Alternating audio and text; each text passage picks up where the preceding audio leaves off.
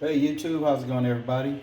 Coming to you today from Respect Autocraft, just to fill you guys in on what we got going on this week at the shop and probably into next week. So the Ford Thunderbird, we received all the parts for the airbag suspension, the air ride suspension. Everything's here. So getting everything prepped, getting it ready to put that in. So we're doing bags, front and rear. We're also going to do a front suspension upgrade. So we're going to upgrade the bushings, and we're going to get rid of this old power steering because all these things do is leak. And we're going to upgrade the power steering to a Bergeson box. And we're going to probably have to shorten this shaft a little bit and modify the linkage a little bit.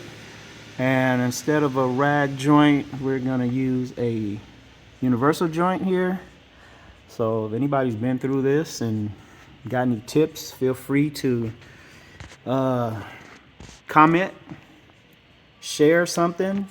Yeah, we're definitely going to need a little help along the way with this, and sure, it's not going to be a super easy project, but we're going to make the best out of it and have fun and learn, and is what it is.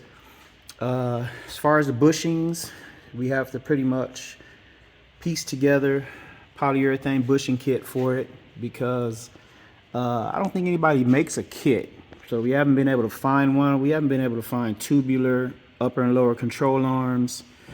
So we're going to use the stock control arms because they are pretty new and in good condition.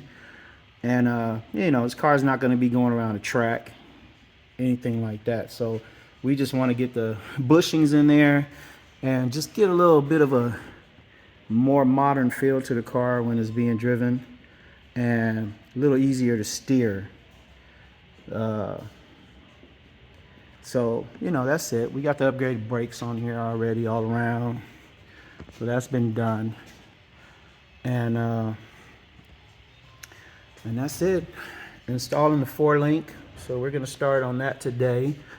So we're going to get these upper bars on and weld it, and we've already got this stuff grinded down to metal, so we can do that. So we're going to put those in position before we drop the leaf springs.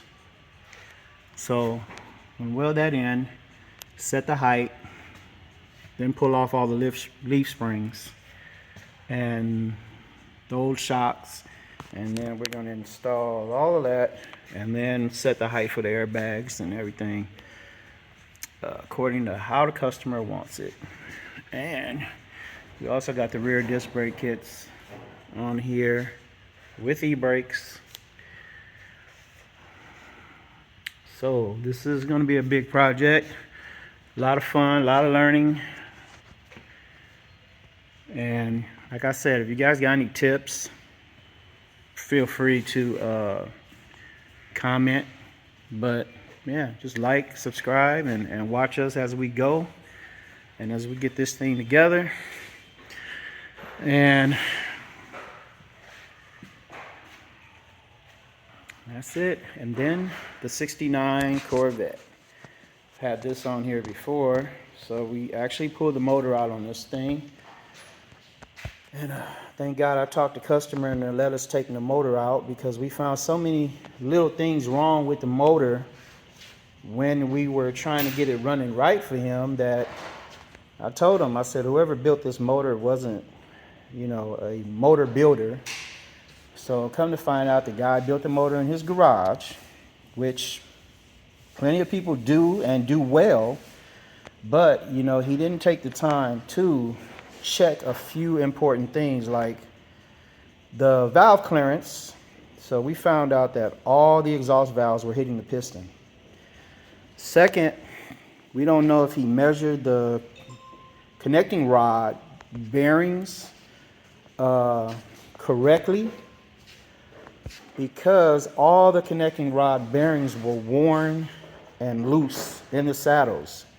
So we cannot figure out why that happened. The car had good oil pressure even to the day before we pulled it out.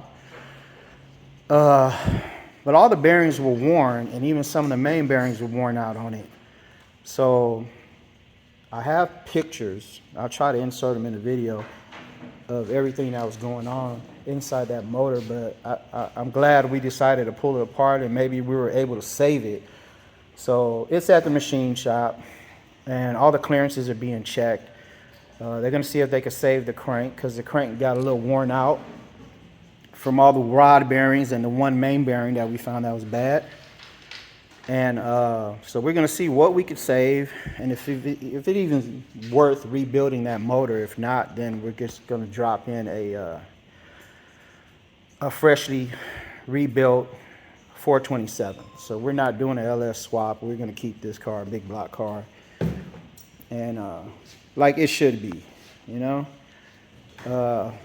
So yeah, we're waiting on this. So next week we should know what's going on with it and where we're gonna go with it, and keep you guys informed. And you know, so we're gonna clean this stuff out.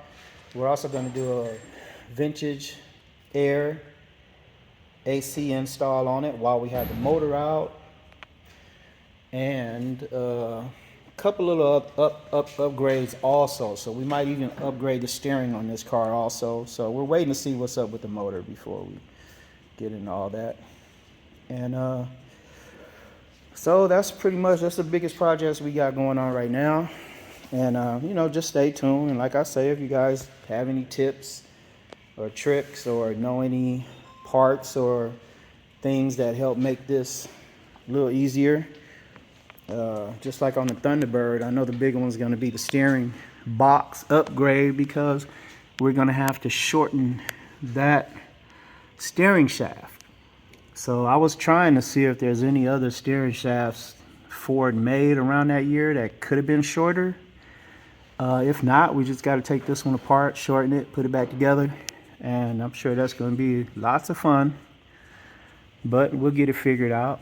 And also, would have been neat if we could have put a sliding steering column on this car for him. Really like to be able to do that. So I've been researching online to see what I need to do that. So if any of you guys know about that also, yeah, shoot us a message, let us know. And